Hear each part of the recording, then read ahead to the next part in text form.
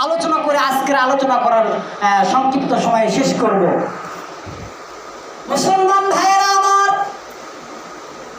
ওমর ইবনে খাত্তাব রাদিয়াল্লাহু আনহু থেকে বর্ণিত, তিনি বর্ণনা করছেন আব্দুল্লাহ ইবনে উবাই আস-সালুস তিনি যখন মারা যায়, আপনারা জানেন মদিনাতে ওয়াল পৃথিবীর মধ্যে সবচেয়ে মুনাফিকের বড় সর্দার হলো আব্দুল্লাহ ইবনে উবাই।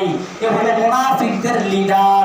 যেরকম কাফেরদের লিডার আছে, এরকম মুনাফিকদের লিডার হলো আব্দুল্লাহ ইবনে উবাই।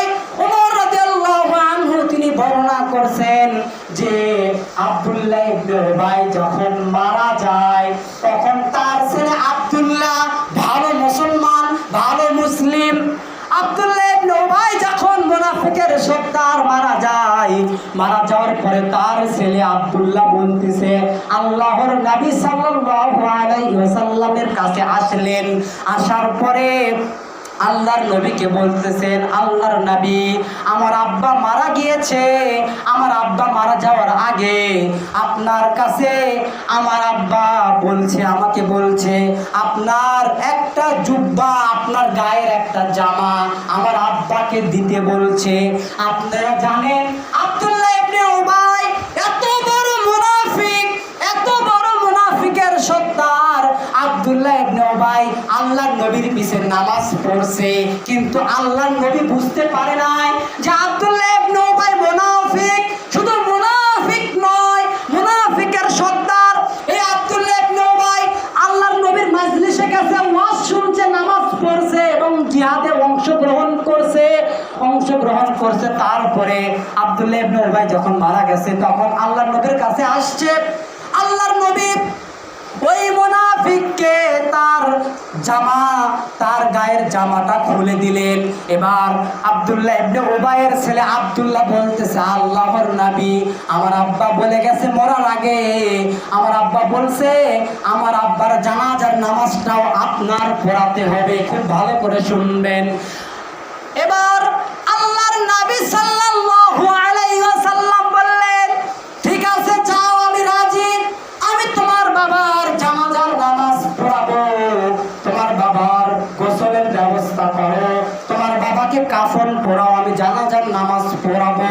এবার মুনাফিকের ছেলে আব্দুল্লাহ চলে গেল বাবার গোসল করানোর জন্য, জামা পরানোর জন্য, কাফন পরানোর জন্য। এবার আল্লাহর নবী যখন আব্দুল্লাহ ইবনে উবাই মুনাফিকের জানাজার নামাজে যখন যাবে, তখন ওমর রাদিয়াল্লাহু আনহু পিছন থেকে ডাক দিয়ে বলতেছেন, ওয়াকালা কাযা কাযা, আল্লাহর নবী আপনি কার জানাজার নামাজ পড়ানোর জন্য যাচ্ছেন?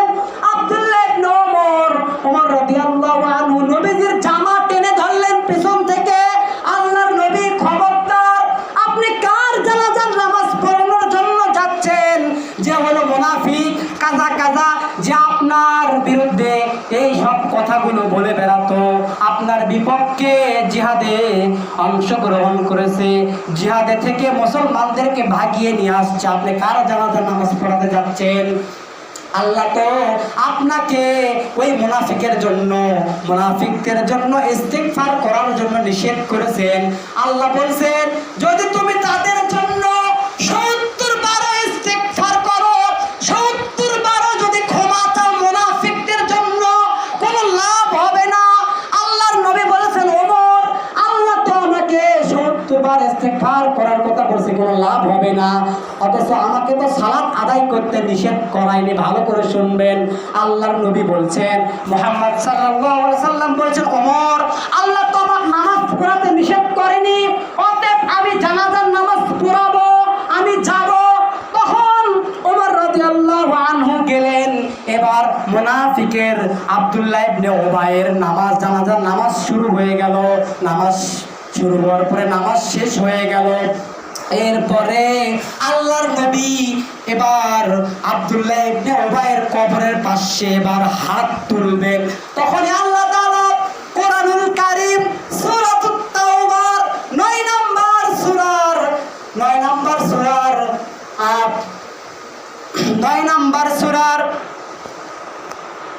82 নম্বর আয়াতটা নাযিল করলেন।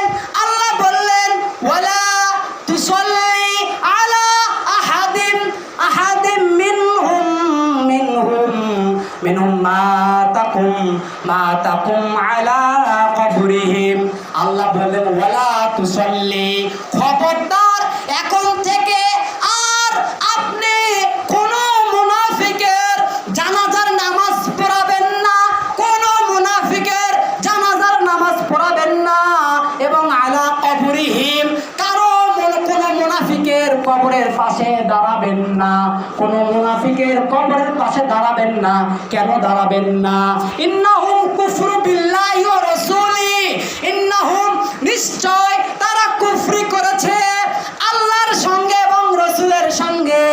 ওমাহুম ফাসিকুন, তারা মৃত্যুবরণ করেছে কুফরি অবস্থায়, ফাসিক অবস্থায়।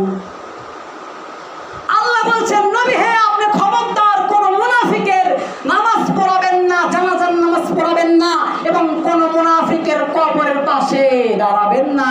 তারা কুফরি করেছে, মারা গেছে কুফরি অবস্থায়, আল্লাহ এবং রাসূলকে তারা অবিশ্বাস করে, তারা ফাসিক অবস্থায় মৃত্যুবরণ করেছে। সম্মানিত উপস্থিতি, এতক্ষণ যে আলোচনা করলাম এটার মাধ্যমে কি বোঝাতে চাই? মুনাফিক চেনা খুব ভয়ঙ্কর, মুনাফিক চেনা খুব কঠিন। মুনাফিক